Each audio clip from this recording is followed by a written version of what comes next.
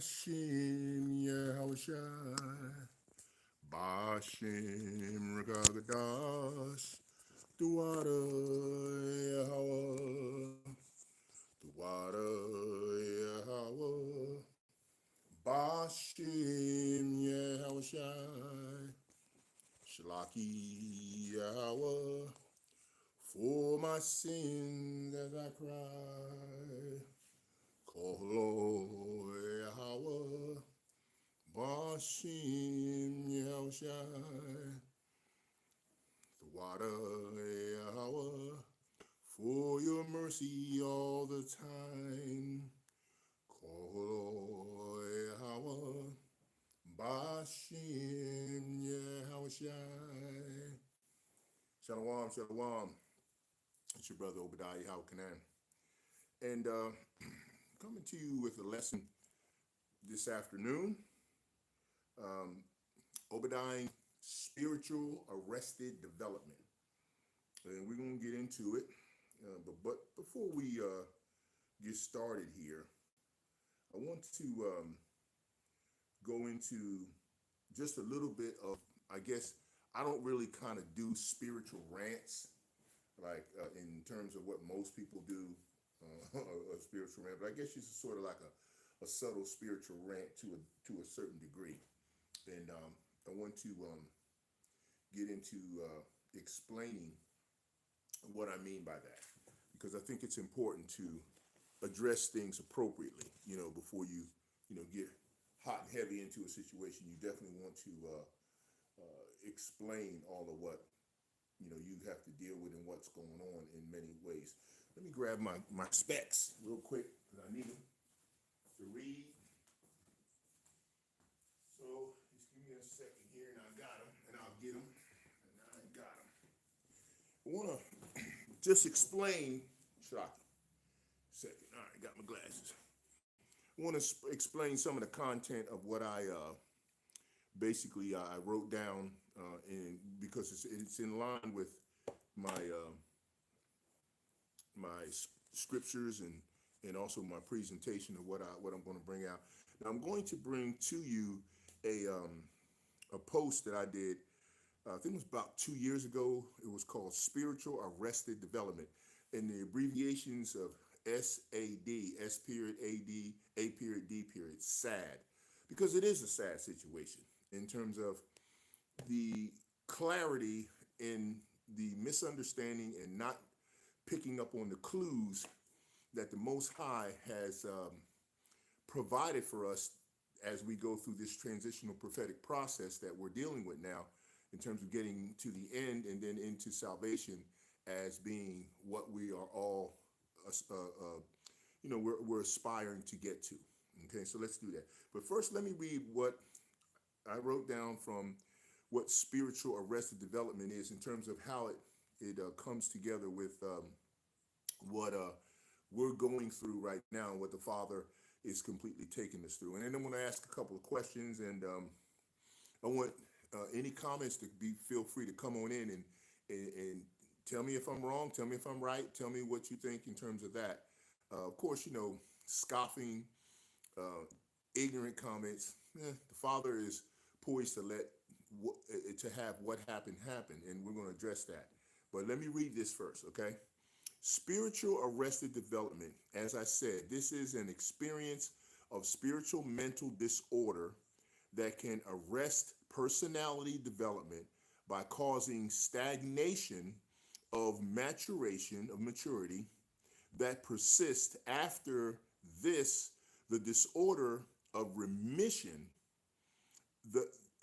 what it denotes a scarring that is spiritually and in presently arrested, in an arrested development stage in Israel and Israelites at all levels, as well as those awake and those that are still asleep.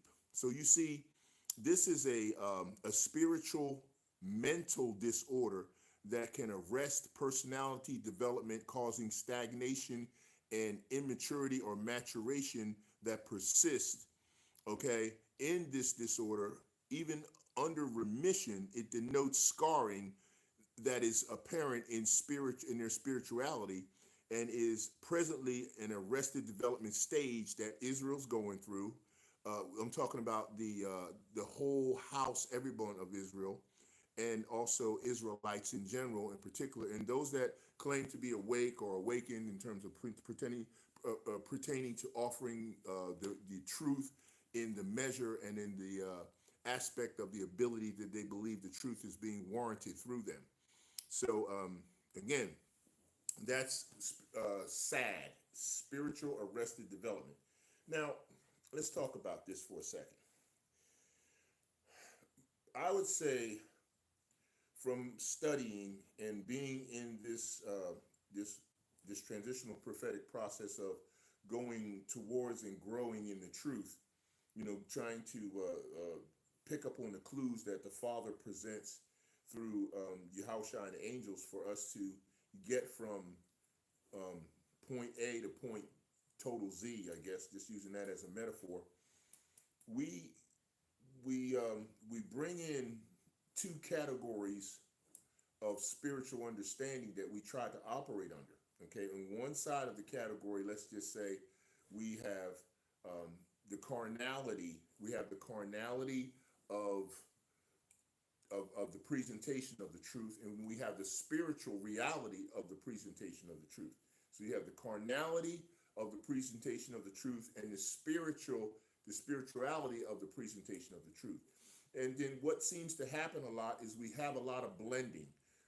Couple of examples I could give you. Okay, for instance, we read consistently and effectively and accurately in the Torah, in the Pentateuch, in the Book of Remembrance, on up through the New Testament, barring and understanding the infiltration of the Septuagint, which the Greek rendition, Latin versions of the Bible tend to bring in, which the Father prescribed to come in, because he talked about this in Second Ezra in reference to the Ezra writing 204 books and given to the worthy and the unworthy, which is like kind of giving them to the wise and the unwise.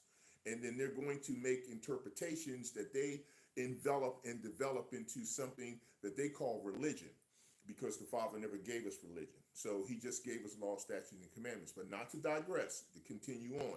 In the course and scope of process of that information being disseminated to the truth, the Father still is completely in control and doing all things. And so what we seem to run into from blending the truth with the carnality of religion and the misunderstanding that the Father, or not clear enough understanding that the Father is in control of absolutely everything he created. There's no one that has ever been in this truth or will be in this truth that can dispute and tell me at this time that has been revealed to everyone that has eyes to see and ears to hear and the spirit that dwells within them of the Most High, that the Father Yahweh himself, that he controls absolutely all creation. He's outside of creation. He invented and came up with creation. Let's first get foundational. He invented the process of creation.